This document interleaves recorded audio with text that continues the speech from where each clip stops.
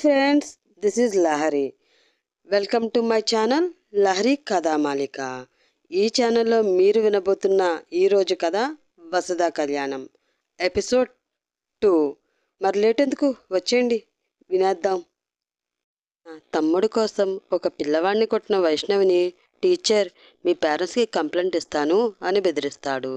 అదేమీ లెక్క చేయని వైష్ణవ్ తన తమ్ముడిని తీసుకుని అక్కడి నుంచి వెళ్ళిపోయాడు. అది చూసిన టీచర్కి కోపం వచ్చి పక్కనున్న టీచర్తో వాడికి ఎందుకండి అంత పొగరు అని అడిగాడు. దాంతో వైష్ణవ్ గురించి మొత్తం చెప్పిన అతను ఆ పిల్లవాడికి జోలికి వెళ్ళవద్దు అన్నట్లు వార్నింగ్ ఇచ్చి అక్కడి నుంచి వెళ్ళిపోతాడు. దాంతో భయపడిన టీచర్ వైష్ణవ్ని ఏమీ అనకుండా వెళ్ళిపోతాడు. కిచెన్లో పనిచేసుకుంటున్న జానకి దగ్గరికి పరిగెత్తుకుంటూ వచ్చింది వందన.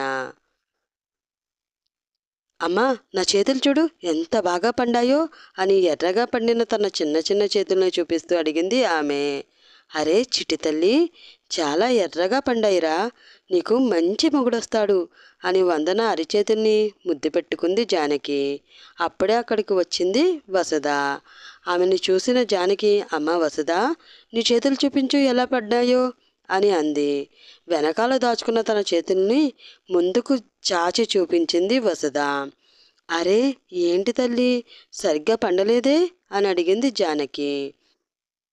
అమ్మా, అక్క గోరింటాకు ఎక్కువసేపు ఉంచుకోలేదమ్మా, వెంటనే కడిగేసుకుంది, కంప్లైంట్ ఇచ్చినట్లు చెప్పింది వందన. అప్పుడే అమ్మా వందన, ఇటు రా తల్లి అని రఘురామయ్య పిలుపు వినిపించడంతో నానొచ్చారు అంటూ అక్కడి నుంచి హాల్లోకి పరిగెత్తింది వందన. అది చూసి ముచ్చటగా నవ్వుకున్న జానకి, అమ్మ వసుధ, అంత త్వరగా గోరింటాకు ఎందుకు కడిగేసుకున్నావు తల్లి? ఎక్కువసేపు ఉంచుకుంటే చెల్లి చేతుల్లాగా నీ చేతులు కూడా ఎర్రగా పండేవి కదా అని అంది. నా చేతులు ఎర్రగా పండితే పాపం చెల్లి ఏడుస్తుందమ్మా. వందన ఏడిస్తే నాకు అస్సలు నచ్చదని నీకు తెలుసు కదా, అందుకే కడిగేసుకున్నా అని అంది వసుధ. ఆ మాటలతో వసుధకు చెల్లి మీద ఉన్న ప్రేమని చూసి వసుధను గుండెలకు హత్తుకుంది జానకి. హైదరాబాద్ ఒక ఇంట్లో ఇద్దరు పిల్లలు హాల్లో డైనింగ్ టేబుల్ దగ్గర కూర్చుని పాలు తాగుతూ ఉన్నారు. అప్పుడే అక్కడికి వచ్చి వాళ్ళని చూసి వాళ్ళమ్మ, అరే నిహాంత్, నీకు పాలు బిస్కెట్లు ఇచ్చాను కదా, మరి నువ్వేంటి ఉత్తి పాలే తాగుతున్నావు అని అడిగింది. అది అమ్మా, నీరజ్కి ఈ బిస్కెట్లు అంటే చాలా ఇష్టం కదా, అందుకే అవి నీరజ్కి ఇచ్చేశాను అని చెప్పాడు నిహాంత్. ఏ, వాడికి ఇచ్చాను కదరా, నీవు కూడా ఎందుకు వాడికిచ్చావు అని చిరుకోపంగా అడిగింది భారతి. వాడికి అది సరిపోవమ్మా చెప్పాడు నిహాంత్. అందుకని నీ బిస్కెట్లు ఇస్తావా? నన్ను అడిగితే నేను ఇస్తాను కదరా అని అంది భారతి. ఈ బిస్కెట్స్ ఉంటే నీరజ్ రేపు తింటాడులే అమ్మా అని అన్నాడు నిహాంత్. నీరజ్కి ఇచ్చేస్తే మరి నువ్వేం తింటావురా అని కోపంగా అంది భారతి. నాకన్నీ నీరజ్ తర్వాతే అమ్మా, బిస్కెటే కాదు నీరజ్కి ఏం కావాలన్నా నేను ఇచ్చేస్తాను అని ఎంతో ధైర్యంగా చెప్పాడు నిహాంత్. నిహాంత్ అలా అనడంతో వారిద్దరి మధ్య ఉన్న ప్రేమను చూస్తూ ఉండిపోయింది భారతి. ఈ అక్కా చెల్లెలకి ఏ అన్నాదమ్ములు భర్తలుగా రాబోతున్నారో, వీళ్ళందరూ ఒకరిపై ఉన్న ప్రేమతో మరి ఒకరి జీవితాన్ని ఎలా త్యాగం చేస్తారో, త్యాగం వలన వారికి జరిగేది మంచో చెడో చూద్దాం. After 20 years. టైం సాయంత్రం 5 గంటలు. అది శీతాకాలం అవడం వల్ల సూర్యుడు ఎర్రగా మారి పశ్చిమ దిశలో అస్తమించడానికి సిద్ధంగా ఉన్నాడు. అప్పుడే కాలేజ్ అయిపోవడంతో ఇంటికి వెళ్ళడానికి రోడ్డు మీద నడుచుకుంటూ వెళుతుంది ఒక అమ్మాయి.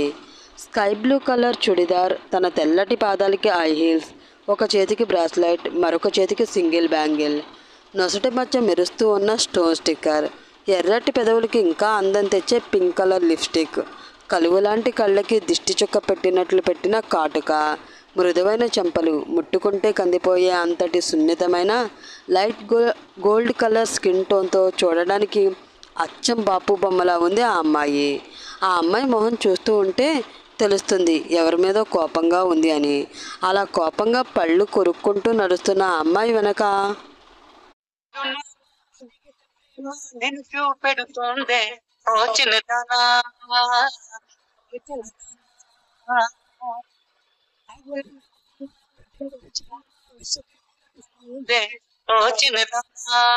పాట వస్తూ ఉంది. ఆ పాట వినబడగానే ఒక్కసారిగా వెనక్కి తిరిగి చూసింది ఆ అమ్మాయి. అక్కడ ఒక అబ్బాయి తన మొబైల్ ఫోన్లో ఆ పాట ప్లే చేస్తూ ఉన్నాడు. అతన్ని చూడగానే ఏ అమ్మాయి అయినా ఐ లవ్ యూ అని చెప్పేటంతటి అందం అతని సొంతం. వైట్ కలర్తో 6 feet హైట్, పదునైన కంటి చూపు, లైట్గా గడ్డం, తీర్చిదిద్దినట్టు ఉన్న మీసంతో ఎంతో టీవీగా ఉన్నాడు అతను. అతన్ని చూసిన ఆ అమ్మాయి కోపం ఇంకా పెరిగిపోయింది.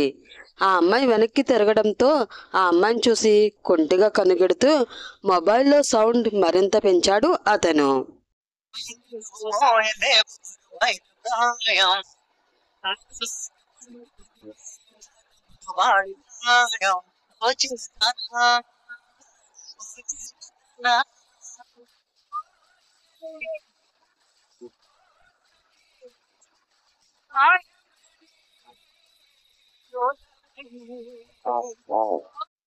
ఆ అబ్బాయి తన వెనకాల వస్తూ ఉంటే ఆ అమ్మాయికి కోపం ఇంకా పెరిగి తన కాలుని నేలకేసి గట్టిగా కొట్టింది.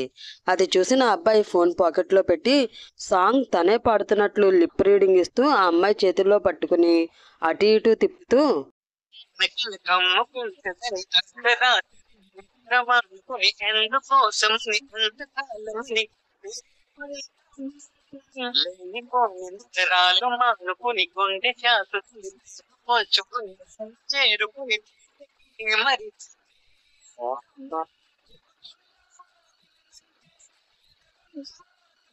ఆమె బుగ్గలు పట్టుకుని లాగుతూ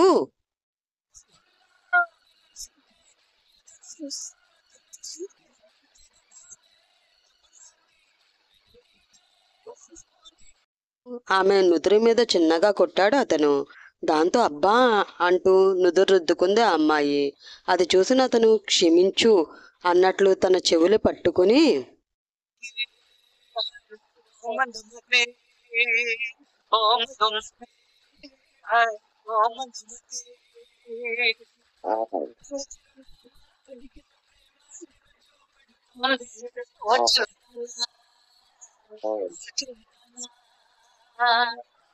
అలా పాడుకుంటూ ఫుట్పాత్ మీద నడుస్తూ వచ్చి బస్ కోసం బస్టాండ్లో ఆ అమ్మాయి వెయిట్ చేస్తూ ఉంటే ఆ అబ్బాయి బస్టాండ్ గోడ మీద ఒక కాలు పెట్టి తన చేతిని పక్కన ఉన్న వ్యక్తిపై వేసి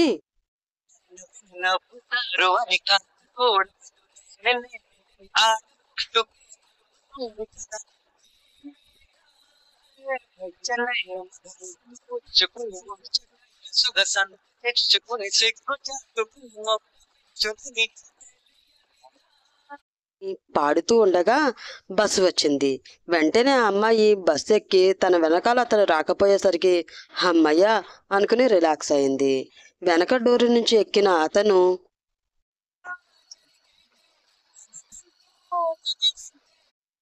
ఆ అమ్మాయి పక్క సీట్లోకి వచ్చి కూర్చుని ఎటు పోనివ్వకుండా లాక్ చేసి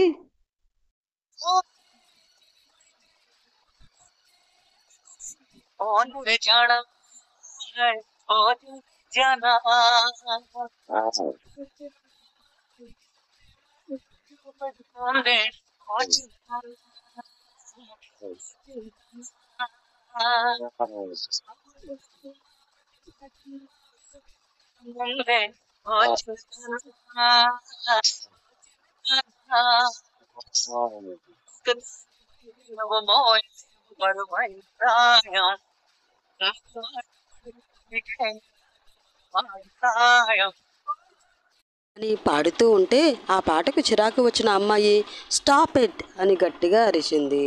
దాంతో ఒక్కసారిగా బస్సు ఆగింది. బస్సు దిగిన వాళ్ళ ఇద్దరు ఎదురెదురుగా నిలబడి ఉన్నారు. ఏంటి మిస్టర్, నేను ఎక్కడికి వెళితే అక్కడికి వచ్చి డిస్టర్బ్ చేస్తున్నావు అని కోపంగా ఆ అబ్బాయిని అడిగింది ఆ అమ్మాయి. ప్రేమ వసుదా అని అన్నాడు అతను. నీకు ఆల్రెడీ చెప్పాను మిస్టర్, నా వెంట పడొద్దు అని కోపంగా అంది ఆ అమ్మాయి. నువ్వే చెప్పావు కదా వసుదా. నిజమే, కానీ కొంచెం కోపం తగ్గించుకుని నేను చెప్పేది కూడా విను అని అన్నాడు అతను. దాంతో విసుగ్గా అతన్ని చూస్తూ నువ్వు కూడా నా వెంట పడడం తగ్గించుకో అని అంది వసుధ. వసుధ అతను చెప్పేది వింటుందా? అతని ప్రేమని వసుధ అంగీకరిస్తుందా? అసలు వసుధకు ప్రపోజ్ చేస్తున్న అతను ఎవరు తెలుసుకోవాలంటే నెక్స్ట్ ఎపిసోడ్ వరకు వెయిట్ చేయవలసిందే. మరి థ్యాంక్ యూ. నెక్స్ట్ ఎపిసోడ్లో కలుసుకుందాం. అప్పటి వరకు బాయ్ బాయ్.